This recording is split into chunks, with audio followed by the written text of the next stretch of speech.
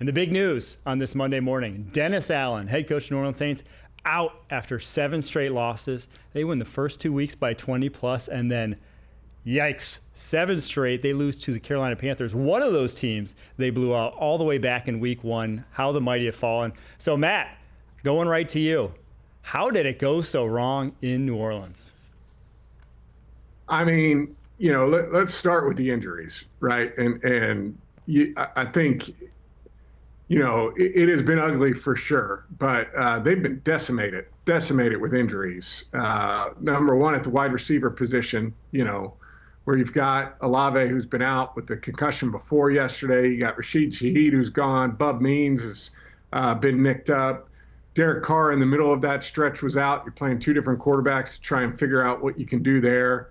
And on top of that, during that span, who do they go? They go the Eagles, Falcons, Chiefs, Bucks, Broncos, Chargers, right? So it's this perfect storm of you're playing some of the best teams in the league in that back-to-back stretch, without starters.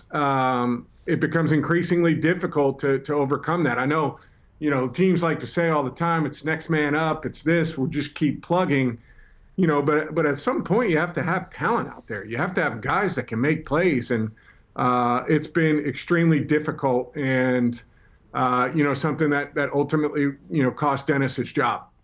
Matt, I'm glad you touched on the injuries. At the beginning of the season with the New Orleans Saints, I had a lot of concerns about the way that they had constructed this unit. And this was before they went out and had 2 historically good weeks on offense. This was a group that went and got guys who enjoyed running the football at the offensive line position. Trevor Penning at right tackle, Fuaga, their top pick at the left tackle position. Both guys enjoy brawl style, maul it, mash it up, running styles. And that's what really leads to this offense being explosive down the field with Shaheed and with Olave, the ability to take the edge off the pass rush of the defense. You talked about the injuries. They dealt with that in the interior of the offensive line. They shuffled a lot of guys around. That in conjunction with the injuries at the receiver position, it made that house of cards on offense that we were concerned with preseason come to fruition. Now we're getting to see what happens when all the pieces aren't there for Clint Kubiak's offense, and now we see it. Dennis Allen fired amid dysfunction. Yeah, 100%. And you said it, like, you can overcome it when it's at one spot or it's one guy, on the offensive line that you got to plug and play, your swing tackle or your swing guard, whatever that might be, the swing interior player, to kind of piecemeal it together, whether that be for the entire stretch of the season or just like a 2 or 3 game stretch. It's hard when you have multiple, particularly given that run scheme, Kyle, too, right? This zone run scheme that Clint Kubiak is trying to get going. I think, continuity in that scheme on the offensive line is incredibly important. And the reason being is it's all about the timing of the double teams, right? Of knowing when to let go and move on to that second level. And that's really difficult to overcome. And then when you have no pass game to go with it, you're going to see offense like we've seen from the New Orleans Saints. And I know that's tough on Dennis Allen, but in all fairness too, I think he was coming into a seat that was really, really warm, at the beginning of the year, given the way they finished last season. Yeah, and they didn't just have injuries. They had injuries to probably their 2 best offensive linemen. Cesar Ruiz at right guard, Eric McCoy at center. And basically, again, we had questions about it. And then being so thin, though, is I think what did them in. They really weren't in the position. They tried to do a lot in terms of free agency, just having that one piece to try to get the starting lineup together. But the rot was deep in this team in that once the starters were out, once you had some injuries, the guys replacing that were not ready. And we just said through the first 2 weeks, no one made them play left-handed. No one made them actually drop back pass. And then once they had drop back pass, it's like, oh man, this offensive line might be a problem. But there's other problems in New Orleans that have nothing to do with on-the-field play right now, and it's a lot to do with the drama going around, whether it's Michael Thomas and his Twitter remarks, but also Chris Olave's brother taking to Twitter as well, saying, ain't worth it in the NOLA, I'll tell you that. But Michael Thomas had all of these to say. I'll just read some of them. I'm going to have to censor myself here a little bit with some of his language, but they fired all them coaches trying to cover up his flaws. He's still doing the same blank. Dude, scary and panic and just throw the ball. Get him the blank out of here. He's so blank. So you guys get the gist. You can see there on the screen. You don't have to hear me read all of them. But Matt, I know you played with one of the quietest number one receivers in NFL history in Julio Jones. Truthfully, I'm thinking right now, I can't even remember what his voice sounds like. I don't know what he sounds like. Because he was a very understated, under the radar, not your typical number one diva wide receiver. What do you do, though, in a situation like this where you have this circus going around outside as a quarterback in Derek Carr and what he has to deal with now?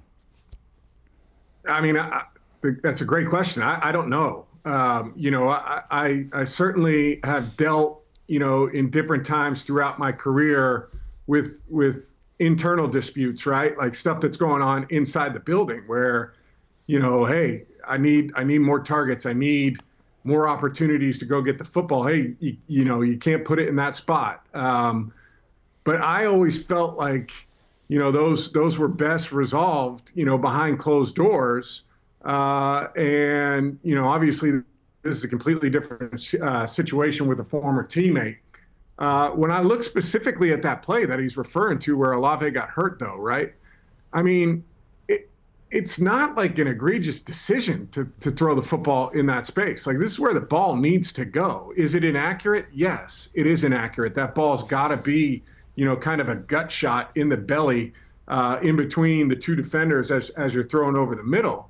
But I always felt like physical mistakes when dealing with teammates, physical mistakes were things, you have to live with, right? We're human. Those kind of things happen. You drop a ball, you miss a throw, you miss a block, the physical stuff happens. The things that were unacceptable to me, were the mental mistakes because I felt like those were the things we were in control of.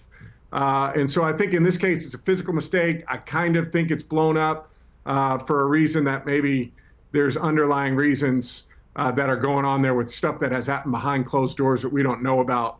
And it's unfortunate that it's kind of came out this way. I give Derek Carr a tremendous amount of credit because I listened to his post-game press conference in a day where they lost to the Carolina Panthers in Derek Carr's return. Derek Carr also has to address the Michael Thomas comments. And I give him a lot of credit because he was as tempered, or what is the word? Just like he was... Demure.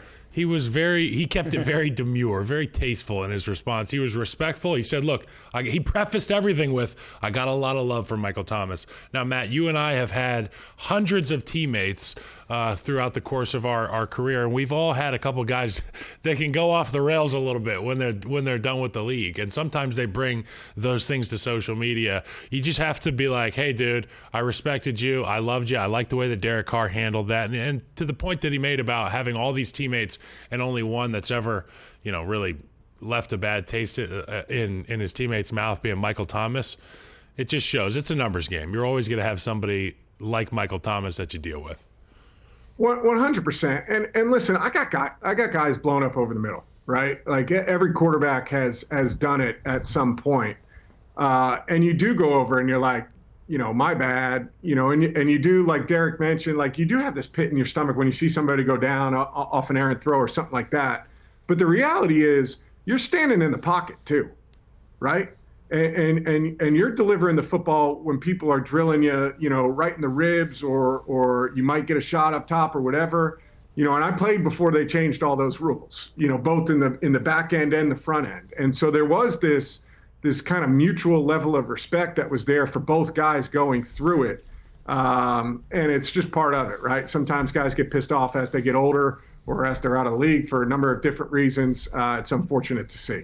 Yeah, and Michael Thomas, no stranger to controversy. I mean, he's been in Twitter beefs throughout his entire career. Yeah. And there's also, he was salty about last season, had some tweets about it. It's like, there's a reason he's at home right now. The injuries took its toll. He was not up to his best at his point in time when Derek Carr got there. All right, let's get to another quarterback who no one's throwing shots at right now because he's playing pretty darn good football, and it's Justin Herbert. How has he eased into this Jim Harbaugh offense throughout the year after some early struggles? The passing game was kind of an afterthought there early on for the Chargers, but the past few weeks, it seems like it's just been very smooth sailing there for the Chargers. Yeah, I agree. I think they've opened it up for Justin Herbert, particularly on first and second down. But the reason they're able to open it up is because they're efficient running the football, right? So you look at the balance for the season of runs versus passes on first and second down, typical rundowns, right? they've got 194 rushes and 172 passes.